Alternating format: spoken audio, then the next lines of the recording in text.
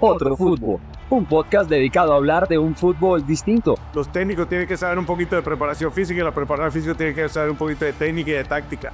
Y Arnoldo Iguarán como el delantero, que fue el mejor delantero que yo vi, que ahí empezó Colombia a sufrir el día que Arnoldo Iguarán se retira.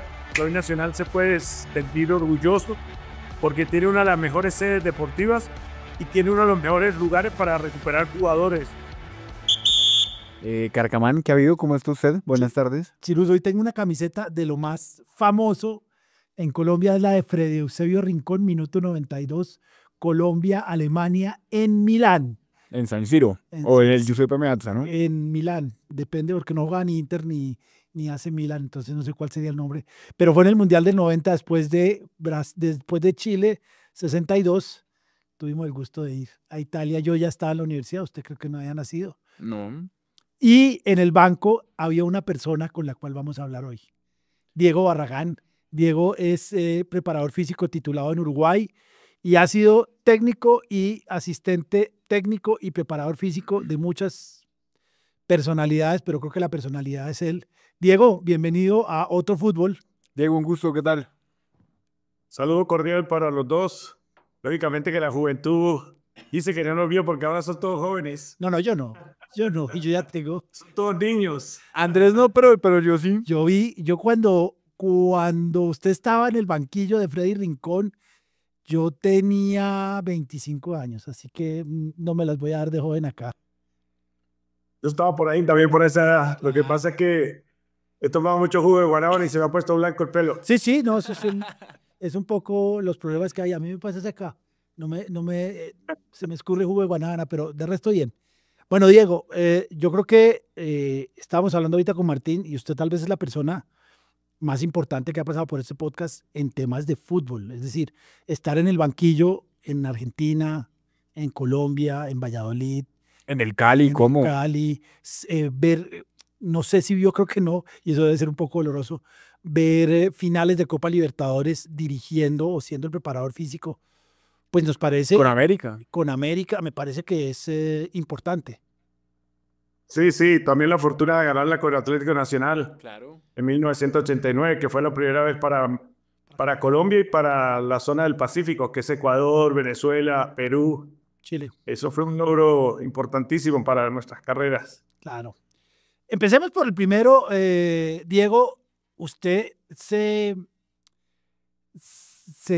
titula en Uruguay y arranca con un club de Uruguay. Mejor dicho, porque nosotros los que estamos acá todos somos unos viudos del fútbol que nos hubiera gustado jugar al fútbol. ¿Usted era igual o definitivamente se dedicó a la preparación física y a este tipo de cosas? No, jugué al fútbol y no solamente lo jugué, sino que lo jugaba bien. Además lo entendía bastante lo que era el fútbol en sí, que le están dando mucha importancia en el fútbol moderno de hoy, entender el fútbol, que es lo más difícil que puede estar sucediendo. Y jugué en Uruguay mismo, pero todo sale porque yo estaba con el tema de que me tenía que preparar, me tenía que educar, porque soy de una familia de médicos, de abogados, de ingenieros forestales, y pues siempre el estudio fue como una prioridad. Yo no me podía quedar atrás. Lo que pasa es que yo esperé como el loquito y decía, yo voy a estudiar fútbol.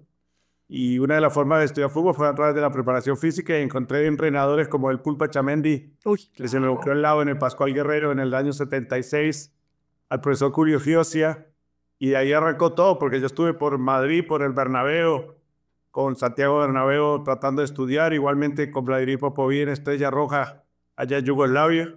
Bueno, y finalmente te regalé en Uruguay, ya por recomendación de Bilardo, ¿no?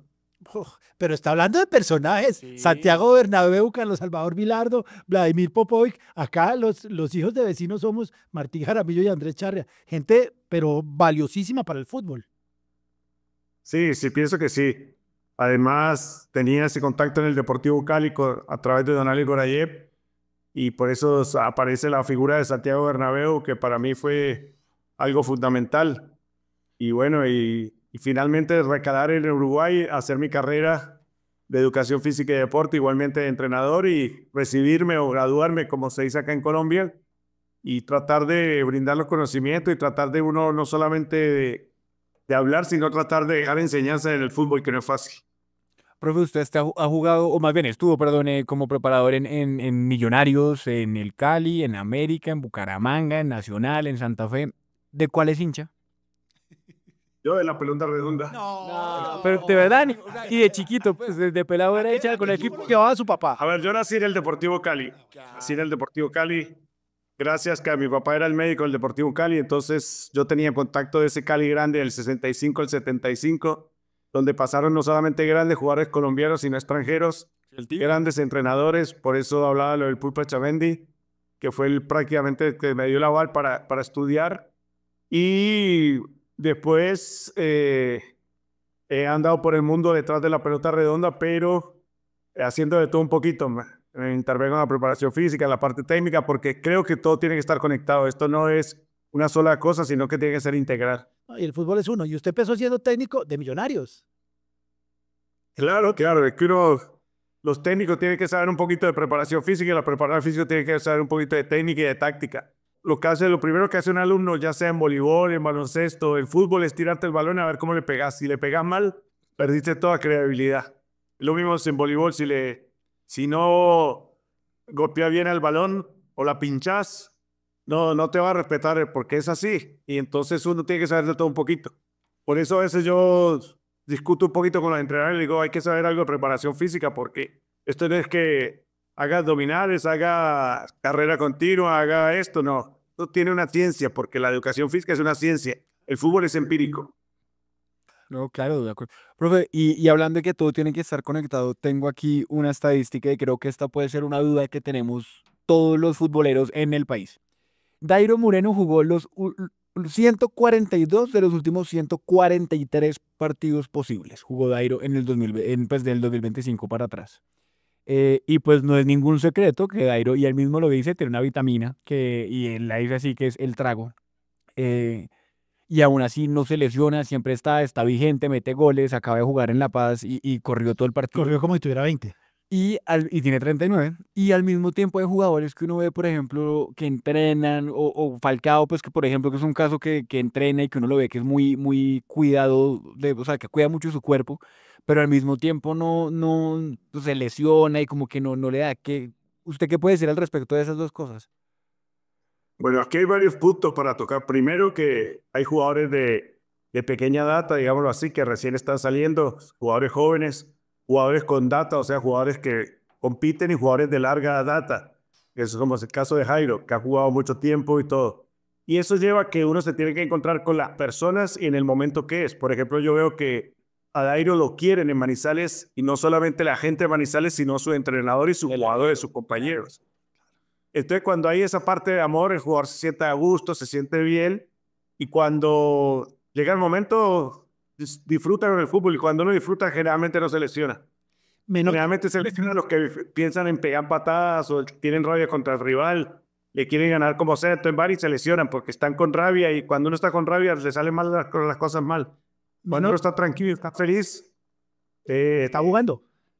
Está jugando, y por eso es el rendimiento de la verdad que es de aplaudir. Es maravilloso. Menotti decía que un equipo que va ganando 4-0 puede correr todo lo que sea, que no se va a cansar. Él decía, mire, ustedes ven un equipo que va ganando 4-0 en el minuto 70 y corren, la tocan y tratan de hacerlos mal. ¿Por qué? Precisamente porque están jugando y por eso mismo, pues el estado de ánimo es fundamental en un equipo de fútbol. Pero yo quisiera hablar, Diego, empecemos a hablar de esos equipos que usted vio y se sentó con ellos. A mí hay un equipo que me gusta mucho y que me acuerdo y que siempre lo nombro acá, que es ese Cali de Bilardo. Hay 2 o 3 jugadores que a mí me parecían maravillosos. Empezamos, y ya lo hablamos acá hace muy poco, por Sape. ¿Qué nos dice de semejante arquerazo? No, ese Cali tuve la fortuna de estar ahí con Bilardo, ayudarlo a armar, porque ese Cali fue la herencia que recogió Bilardo de primero el Pulpa Chamendi y después de Pipo Rossi, que fueron los técnicos anteriores. Pipo sale subcampeón del fútbol colombiano y esa base la agarra Bilardo. Entonces Sape es arquero fuera de serie, legendario, en muy poquitos países han tenido el gusto de tener arqueros como Pedro Antonio Sape. Creo que es de los arqueros que uno dormía tranquilo. Sí. Ahí había unos centrales buenos, creo que la Mosca Caicedo era central. Henry Caicedo y Miguel Escobar, Y Miguel Escobar. que habían tenido como profesor, digamos, los maestros que vieron siempre muchos, primero extranjeros y segundo Oscar López, que fue el mariscal del área de toda la vida, que fue jugador del Mundial y todo. Sí, claro. Entonces esos muchachos se criaron en ese mundo, porque cuando uno ve o tiene historia o ve historia, generalmente aprende mucho. Y entonces fue lo que le pasó a Henry y a Miguel Escobar fuera de serie. También está ahí, no lo jugó en esa época Alfonso Escobar, también otro jugador fuera de serie. Cali grande. Era grande. Estaban en la mitad Humaya, Calero y Arboleda. Usted me corrige, porque estoy haciéndolo de memoria. Sí, sí. Eran tres. Umaña y Arboleda los pondría hoy a jugar en el fútbol moderno sin ningún tipo de problema. Calidosos a morir, jugadores que sabían con el balón y entendían el fútbol. Eso es fundamental, tanto Jairo como Diego. Y estaba Osvaldo Calero, que era un jugador más fuerte, más recuperador, pero que sabía también con el balón como César Valverde. Claro, Porque esto al final es de saber del balón. sabía. Es que yo quería comenzar por el principio y le iba a preguntar a ustedes dos. ¿Ustedes dos de dónde son? ¿De Bogotá? Bogotá. Danilo, ¿de dónde? ¿De dónde, perdón? Bogotanos los dos. Sí, señor, pues yo soy hincha del Cali y Andrés de Sí, Millonarios. cuando vienen los amigos, cuando uno es jovencito, tiene 14, 15 años, que lo invitan a jugar a la calle, no le dicen vamos a correr al fútbol, sino vamos a jugar al fútbol. Fútbol, claro. Entonces de ahí empieza todo, que el que sabe jugar el fútbol y entiende el fútbol, se le es más fácil todas las cosas. Entonces ver a Jairo Arboleda, ver a Diego Umaña, que habían tenido maestros como Loaiza, como el mismo Yudica, entonces uno se llena de muchas cosas y aprende muchísimo con ellos para uno entender el fútbol y jugarlo bien. Y adelante había tres que eran una maravilla, que eran Benítez, Escota y Ángel María Torres. Ángel María Torres, el único colombiano, un jugador rápido, un jugador que tiraba muy bien los centros a la carrera, con primer receptor que era Escota, que generalmente llegaba al primer palo, y Alberto Benítez, que llegaba al segundo palo, que tenía muy buen cabezazo. Argentinos, los dos últimos que ya desafortunadamente fallecieron en diferentes circunstancias, pero fallecieron los dos. Profe, y de Bilardo, uno siempre ha oído que el tipo tenía, o pues tiene muchas historias, muchas cábalas, por ejemplo, y que era de los que se recorría, no sé, Argentina entera en el carro buscando jugadores. Si era un tipo tan, o es un tipo tan particular como la gente lo tiene en mente. Carlos es una persona que primero era 24 horas, 375 días. No eran 7 días, 365 días. Todo el día fútbol, fútbol, fútbol, fútbol, fútbol. Y pendiente de todo, de la cancha de entrenamiento, de los aviones, de la concentración, de los jugadores que hacían, que no hacían. Y él no le decía cábala, sino costumbres. Hay que vestirse con la misma ropa, hay que caminar así. Entra al camerino la gente que es ganadora, la que no es ganadora no puede entrar al camerino. Y él vivía pendiente de todos esos detalles. No era fácil vivir con Bilardo, porque era 24 horas todos los días. Él llega joven a Cali, ¿no? Llega, creo que... Él quería hacer sus primeras armas en el Deportivo Cali. Él siempre vivió agradecido, ahora está muy enfermo desafortunadamente, pero él siempre vivió agradecido porque dice que aprendió mucho en Colombia para manejar el fútbol, para entender los jugadores. Y entre las cosas que yo le valoro mucho, cuando gana el Mundial de México 86, que me invitó él al Mundial, es que el tema de la altura, que para él era una tortura, en México fue un aprendizaje en Colombia que le sirvió para manejar la altura de México, por ejemplo. Entonces él dice que gracias a haber vivido en Colombia, yendo a Bogotá, a Manizales, a Pasto, aprendió de que en la altura había que jugar así, así, hacer ciertas cosas que él aprendió acá en este país. Y hablando... Colombia. Ok, pero y hablando de Bilardo y justamente de la altura, hay un tema que acá también hemos hablado y es ¿qué tanto influye, por ejemplo, en la preparación de un jugador tener sexo? Tengo entendido que Bilardo siempre decía que tenían que tener, como que tenían que cuidarse en su momento, o que la mujer siempre arriba, por ejemplo, era también de lo que decían en las entrevistas, porque decía que eso podía llegar a desgastar al jugador. Es que Carlos es médico y arriba era ginecólogo, especializado en ginecología. Entonces decía que el menor desgaste era cuando la mujer estaba arriba, para el jugador, ¿no? Que tenía que ir a rendir. Entonces les decía, no hagan el labor así, no se tiren del escaparate, sino que esperen que la mujer haga todo el trabajo y lo pueden hacer, entonces no hay problema. Enseñaba. Y justamente también decían o dicen que poner, o sea, que el Viagra en la altura, por ejemplo, ahorita que hablábamos que Dairo jugó en La Paz, que el Viagra en la altura ayuda al rendimiento. ¿Sí es así? ¿Funciona? ¿Cómo en la altura que, perdón, no te entendí? Que consumir Viagra en la altura, en La Paz en general, o... No, eso en esa época ni existía el Viagra. Ahí tocaba a puro amor y a puro... Pura agüita. Bueno, Diego, ¿cómo llega? Pero lo que sí está claro es que en la altura, por ejemplo, una cosa de la que yo aprendí también con él era que cuando uno va a jugar a la altura tiene que dormir y descansar bastante. Es más, los jugadores de Argentina en la concentración me llamaban a mí y me decían, ¿dónde está el doctor? Entonces le decía, está durmiendo, salió a hacer una vuelta al centro comercial o algo. Entonces ellos iban atrás de la sede de la América, donde había un campito y jugaban fútbol y sudaban porque decía, estamos aburridos de estar durmiendo y acostados. Bilardo quería que estuvieran todo el tiempo acostados, todo el tiempo durmiendo, para todas las energías tenerlas para el partido con los diferentes equipos que enfrentó. ¿Cómo llega a la selección, a Maturana? Pues yo conozco a Pacho en la selección del 81, 80-81, que justamente la tuvo Carlos Bilardo. En el año 80-81, que jugamos el eliminatorio para España 82, pero desafortunadamente perdimos. Y acá se tuvo que salir el escondido Bilardo. Se tuvo que ir del país en una mala situación porque se le vino todo el mundo en contra. Y bueno, a los 4 años o a los 5, digamos, para que no sea mucho, sale campeón del mundo. O sea que no estaba tan equivocado Nali Gorayé y la junta directiva de la Federación Colombiana en esa época, que lo tenía él como candidato. Lo que pasa es que nos empató Perú en Bogotá, después lo ganó Uruguay después de ir ganándole 2-1 en el Centenario. Y ya después Perú, que era el mejor equipo indiscutiblemente, de que una selección con Puento, La Rosa, Velázquez, Barbadillo. Cholo Sotil. Bueno, era un equipazo, nos pasó por arriba y nada que hacer. Clasificó Perú para el Mundial del 82. Y bueno, yo conozco a Maturana ahí y veo su preocupación, una persona que me tocó verlo graduar de odontólogo estando en la selección, o sea, entrenaba y estudiaba y pendiente de sus 2 carreras, digámoslo así. Y un señor con Maturana era un lujo estar porque era una persona educada, decente, profesional y bueno, súper ubicado. Y con el tiempo Maturana me invita a trabajar con él y le dije que claro, que con mucho gusto. Y pasan el mundial del 86.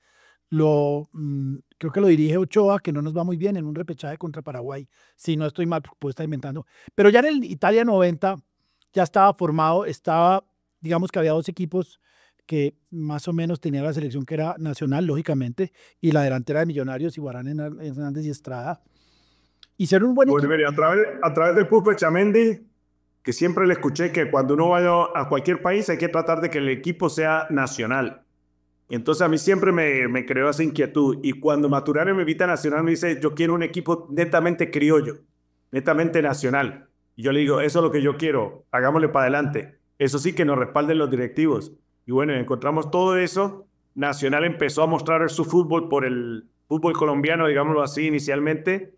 Y ahí es donde viene una gran idea de la Federación Colombiana junto a Francisco Maturana de hacer la selección con la base de Atlético Nacional, que entrenábamos todos los días, diferente a todas las selecciones, porque las selecciones nada más se convocan y en esos días de convocatoria trabajan. Nosotros trabajamos todos los días, a toda hora. Estamos permanentemente. Entonces, aparte nos conocíamos muy bien, se sabía el trabajo no físico, sino técnico y táctico, y todo eso sirvió para ir al Preolímpico de Bolivia, demostrar un buen fútbol. Le ganamos a Brasil, le ganamos a Argentina, empatamos con los uruguayos. Bueno, al final no fuimos campeones porque siempre eso en Colombia está como... Siempre nos pasa. Ahí pero todo esto es de aprendizaje porque Argentina se demoró 50 años para salir campeón en 1978. Y lo que pasa es que eso, pues uno no es consuelo, pero eso hay que decirlo. Argentina intentó por todos los medios. Argentina fue al Mundial del 66 y lo eliminaron. Fue al Mundial del 70 y tampoco pasó nada. No fue al Mundial del 70, perdón. Después fue al 74 y lo volvió Holanda. Le pasaron muchas cosas y ya en el 78 sale campeón del mundo, pero habían pasado 50 años. Nosotros queremos, en pocos años de fútbol y de selección y de credibilidad del jugador colombiano, salir campeones del mundo, y eso no es tan fácil. Argentina tiene su historia, Brasil tiene su historia, y por eso siempre están invitados a ganar los títulos. Claro. Y no es una disculpa, sino es una realidad. Una realidad. Esa selección era muy buena porque tenía la base nacional y metían algunas fichitas que organizaba muy bien. Reini Valderrama, Carlos Mario Gómez, que era el Cali, y, repito, la delantera, pero también tenían Alexis García y había muy buenos jugadores en todos lados. Realmente nosotros pensamos en 3 o 4 jugadores, que eran Valderrama, Redín, Carlos Mario Hoyos, que era el lateral izquierdo, pues no teníamos suplente de León Villa, y Arnoldo Iguarán como el delantero, que fue el mejor delantero que yo vi, que ahí empezó Colombia a sufrir el día que Arnoldo Iguarán se retira del fútbol y de la selección. Y ya ahí empezó quién va a ser el próximo goleador, empezó el problema para Colombia. Entonces nosotros teníamos todo el equipo prácticamente desde enero hasta enero, trabajando, entrenando, concentrando, viajando y jugando cosas importantes, el torneo colombiano, Copa Libertadores, etcétera, etcétera. Entonces todo eso sirvió. Y lógicamente que ya cuando se empezaron a dar los resultados a nivel de selección, se creyó en el proyecto, aceptaron el proyecto y le metimos a eso, y gracias a Dios aceptaron también lo de Barranquilla, que fue bien o mal un logro de nosotros, porque Maturana decía era una cancha grande, muy difícil que vengan a encerrarse en la parte táctica, y yo decía en la parte física es mucho más difícil contrarrestar el calor que contrarrestar la altura. La altura uno llega el mismo día o 24 horas antes y se adapta a la altura. El calor puede llegar 2 días, 4 días, 8 días que no te adaptas al calor. El calor te fusila. Profe, entonces es más fácil jugar un partido de eliminatorias en La Paz que un partido en Barranquilla a 3:30 de la tarde. Yo creo que es más difícil en Barranquilla. Ahora, aquí hay otro tema que hay que entrar. La Paz es gran altura. Bogotá no es gran altura. Bogotá tiene 2.600 metros, 2.676. La Paz tiene 3.000. Ahí es gran altura. A las alturas medias, un deportista se adapta mucho mejor. A las alturas como La Paz, como Cusco, como Cerro de Pasco, como Puno, en Perú, son muy complicadas. Ahí tienen que tener unos muy buenos atletas físicamente para poder aguantar la altura. En el calor, por más que estés bien preparado, te cuesta muchísimo.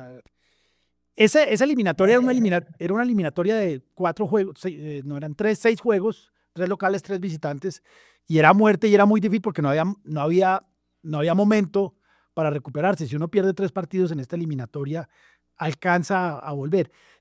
Era más difícil esa eliminatoria como para ir al Mundial. Yo sé que la eliminatoria de 18 partidos acá, lo dijo Bilardo y lo dicen todos, es más difícil que el Mundial, pero esa eliminatoria corta no da lugar a error. No eran ni 3 partidos, eran 2 partidos, contra Ecuador y Paraguay, por ejemplo, Sí. o contra Perú y Uruguay, cuando le tocó a Bilardo. Sí, porque eran 3 Entonces, nosotros le ganamos aquí a Ecuador, fuimos a Paraguay, perdimos y se nos estaba complicando la eliminatoria. Después vino Paraguay, le ganamos acá y al final terminamos para el repechaje, que nos tocó contra Israel. Y creímos que íbamos a pasar por arriba a Israel porque venía del frío de Europa, y sufrimos y al final ganamos a la última, pero hicimos las cosas bien para ir a Tel Aviv, a Israel, y quedamos 0-0 allá y por eso fuimos al Mundial, pero nos encontramos un gran rival como Israel, porque esto al final no es la parte externa del fútbol, ni la altura, ni el calor, ni el frío, ni la bajura, ni nada, sino los buenos jugadores. Israel tenía muy buen equipo. Sí. Bien, y en ese mundial para nosotros fue, porque siempre vimos a Argentina y a Brasil, a algunos les gustaba Alemania, que era muy bueno, Uruguay a veces jugaba, pero era Colombia, porque el mundial anterior había sido en Chile, y fue hace muchísimo tiempo, y el equipo realmente era un equipo maravilloso, Higuita, Perea, Escobar, no sé si Escobar, pero era un equipazo. ¿Cómo les fue? ¿Cómo fue ir a un equipo nuevo, yo creo que casi que revolucionario, sobre todo con una posición como Higuita y con jugadores como Freddy, como el Pibe, que eran un símbolo del fútbol nuevo de ese momento? ¿Cómo fue eso? Bueno, le voy a dar 2 datos. Primero, el primer dato era que nosotros éramos invitados, nosotros no conocíamos nada de la historia del año 62, nadie lo había vivido, ni Maturana, que era el más veterano de nosotros, había vivido el Mundial de los 62. Y cuando nosotros vamos al Mundial del 90, prácticamente todos éramos nuevos. Lo segundo, el caso de Freddy Rincón. Rincón no estuvo ni en el 87, ni en el 88, ni en el 89, cuando nosotros tuvimos la selección. Al final, esas cosas de la vida, Maturana lo seleccionó entre los 22 jugadores que podíamos llevar al Mundial, porque lo tuvimos varias veces y Freddy no dio la medida para la selección. Y bueno, y va y se hace famoso, digámoslo así, se catapulta con el gol que le hace a Alemania. Claro. Pero nosotros éramos totalmente nuevos y logramos, bien o mal, pasar otra fase. que no estábamos acostumbrados. Y eso nos costó muchos problemas que, gracias a Dios, aprendimos para otros mundiales, ¿no? Principalmente estos últimos. ¿Y Guita dijo algo después del gol que le hace Milla? ¿O le dijeron algo? No reproche, pero ¿le dijeron algo? ¿O No, no, no. Nosotros, si Guita no había dado tantas diversiones, por un error uno no puede castigar a su hijo. Pero los hijos son así. A veces los hijos se portan intachables, son buenos estudiantes, todo ven y se chocan en el carro y uno qué hace. No lo puede liquidar al hijo. el choque fue duro? Sí, pero fue un mundial sobre todo ese partido con Alemania, fue muy doloroso porque en minuto 89 íbamos 0-0, minuto 90 más o menos 1-0 Litbarski, ¿no? y minuto 92 el gol de Rincón, que uno lo ve desde atrás. Yo creo que toda Colombia lo vio desde que coge la pelota, el pibe se la pasa Lionel. bendito, La recupera Lionel. se la pasa al pibe bendito y adelante. Fue muy emocionante. Yo creo que estar en la banca debió ser como lo celebra Rincón, que ya es un icono de Colombia. ¿Ustedes estaban ahí? ¿Usted salió a la celebración? No, yo generalmente no celebro los goles. Uy. Pero que fue lógicamente emocionante porque habíamos hecho mérito para ganar el partido y no para ir perdiéndolo como lo íbamos perdiendo en el minuto 90 casi. Y los alemanes pegaron.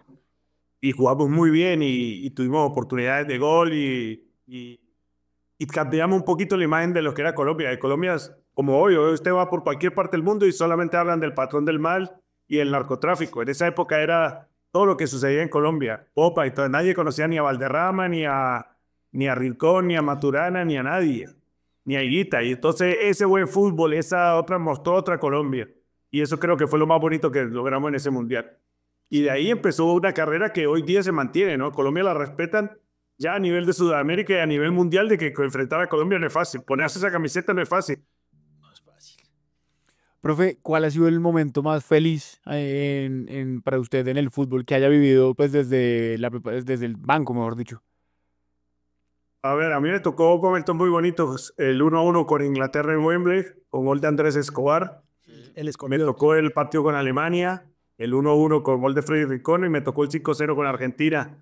En Argentina, que nosotros bien o mal somos escuela de los argentinos. Acá el fútbol colombiano se nutrió mucho del fútbol argentino. Vinieron grandes entrenadores, grandes jugadores y ganar en ese estadio, en el estadio River y de esa forma que ganamos, fue algo maravilloso. Creo que son de los momentos que uno no se le puede borrar nunca. Pero indiscutiblemente a nivel de resultados, porque uno se pone a pelear a nivel de resultados cuando en Tel Aviv clasificamos al Mundial y nos ganamos un Renault 4, imagínense. Profe, y aquí tuvimos también a Julián Vázquez, que nos habla de un momento para él muy feliz, que es el tricampeonato del América en los 2000. Y él dice que todo es gracias a usted. ¿Qué puede decir de eso? Primero, que vengan esas palabras de Julián Vázquez, a uno lo llena de satisfacción y de orgullo. Y la verdad que fue muy bonito porque a mí me tocó bien o mal 3 generaciones en América. Y esa última generación del 99 al 2002 fue muy bonita, donde ganamos la Copa Meconorte y ganamos los 3 títulos del fútbol colombiano. Y fueron momentos únicos y maravillosos. Además fuimos a Atanasio Girardot y le ganamos al Atlético Nacional allá en Medellín, que no es fácil. No. ¿Eso fue con De la Pava ya? ¿O Ochoa? Sí, sí.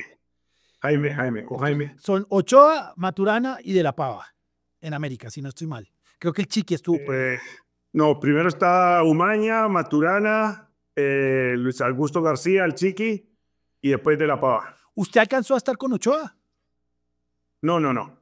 Éramos rivales, pero sí aprendí muchísimo de Ochoa. Es que un adelantado impresionante, pero adelantado. yo creo que es uno de los técnicos que más ha ganado, porque uno habla, no, este ganó 5. A nivel de resultado inigualable. Nadie puede atreverse a decir No, de campeonato. es como decir que Pelé no es el rey.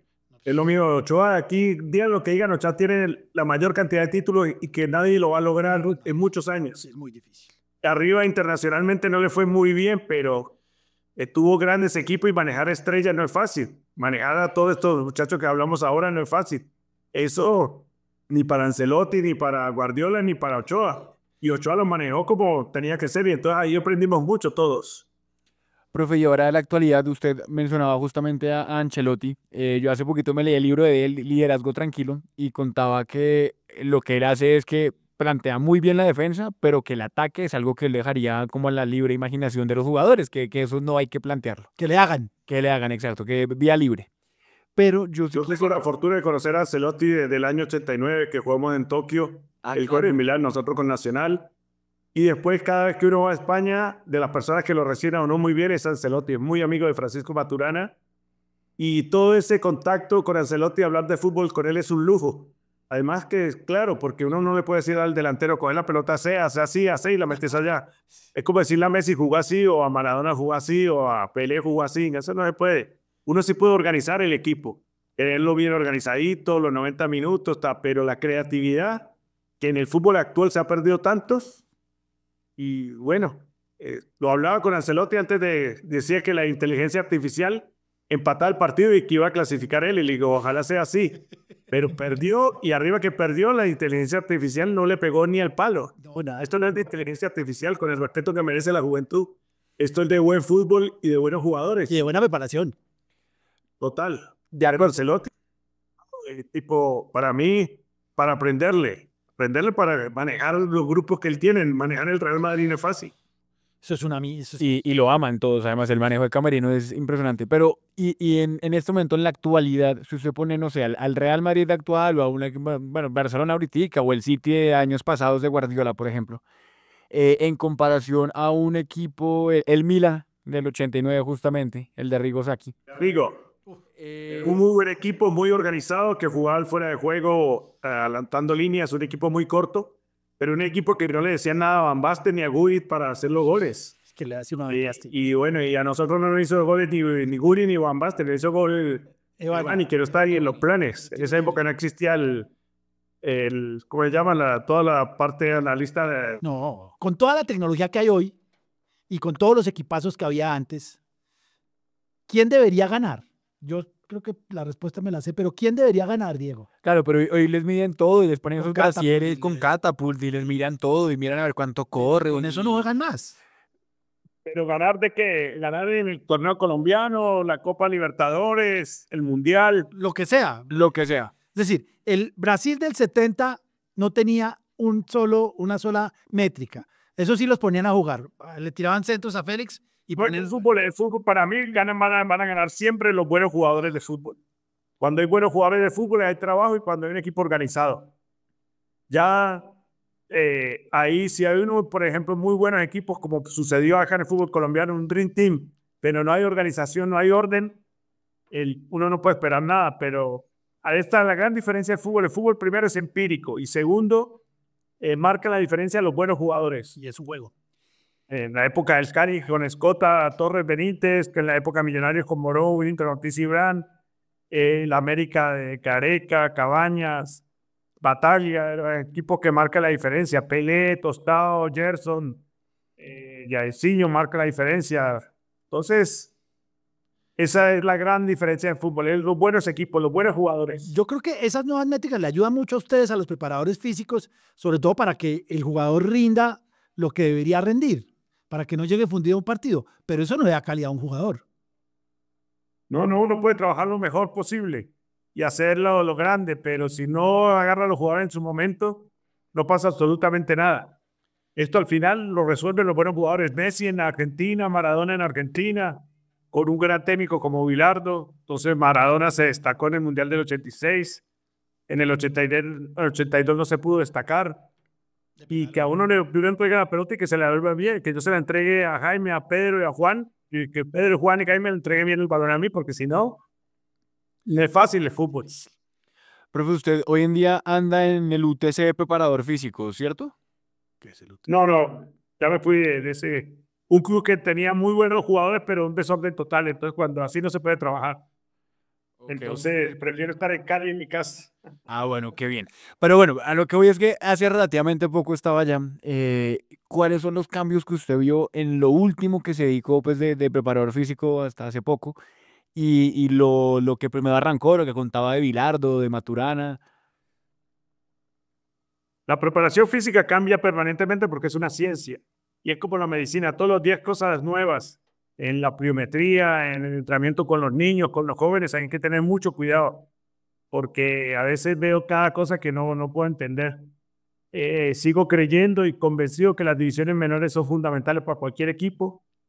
Y creo fundamental también que uno debe tener una buena parte en la parte técnica y en la parte táctica. Sin buenos jugadores uno no puede soñar en algo importante. Es muy difícil. Esto no es de contratar los jugadores porque sí, porque le gusta el directivo, porque le gusta X o Y persona y armar el equipo como quieran. ¿No? Uno tiene que armar un equipo que sea con la mentalidad que uno tiene en el fútbol.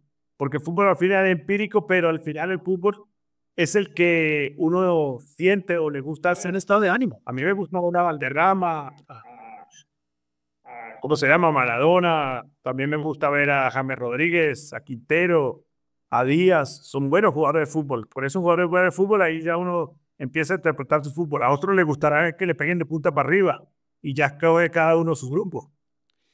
En este momento, yo creo que cuando usted empezó a estar en un banco, un jugador al año jugaba 40 partidos, no sé si más, no muchos más.